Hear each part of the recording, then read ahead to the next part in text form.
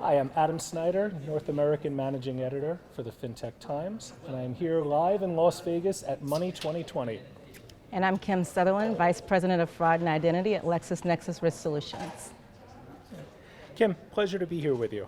Thank you. Tell me, what have the last 12 to 18 months looked like for you? It has been quite a whirlwind.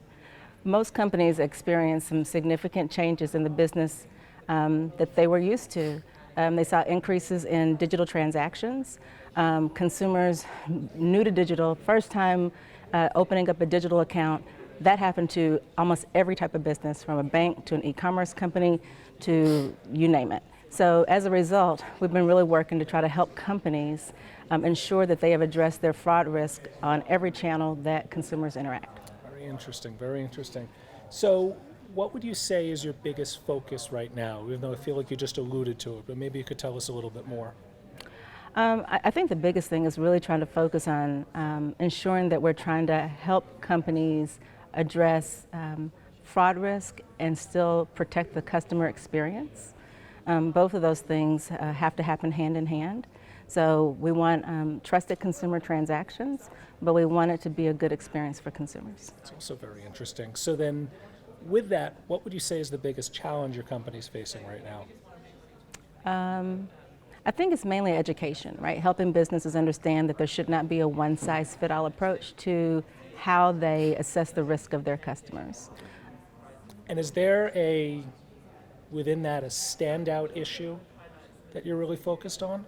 I think it's just an opportunity, right? So looking at digital and physical data when you're having a transaction come in is something that companies maybe aren't as accustomed to. So understanding the device, understanding their email address, then starting to understand their things like their name, phone number, those pieces of data that they are used to collecting. The combination of the two really make a powerful way to address the risk that customers may be presenting. It's really, really fascinating. So how do you think then that should be tackled?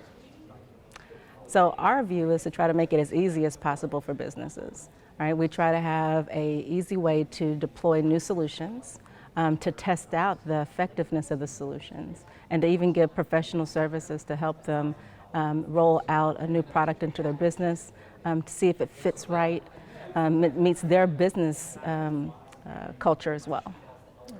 Are there any, upcoming names and faces or products or things that we should be watching out for with your company?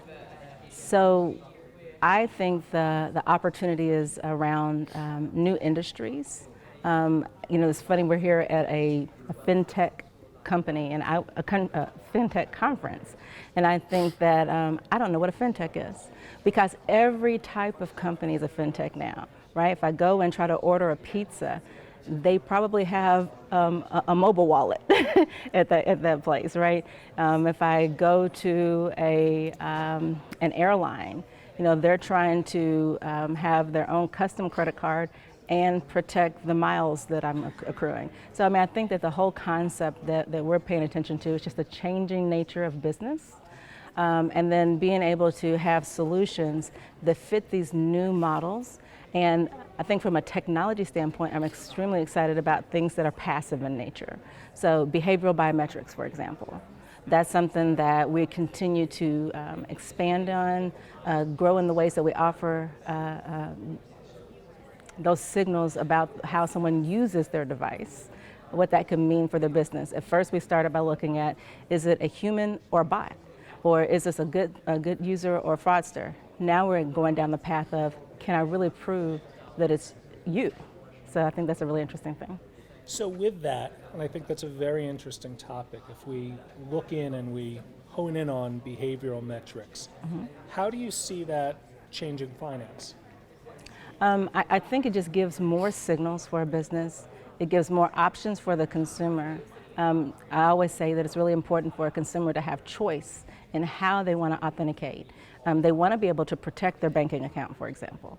But I think it's really important that they choose a way that feels comfortable to them. And so behavioral biometrics now becomes a passive form of authentication that can get layered with other types of authentication depending on the type of transaction they're doing. That's very interesting.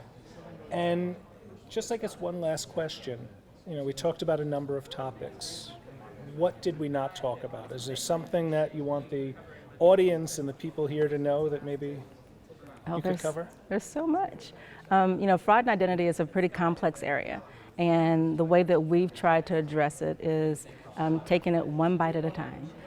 So I think that, think about from the minute that you're interacting with a prospective customer all the way to you're having repeated transactions with that known customer.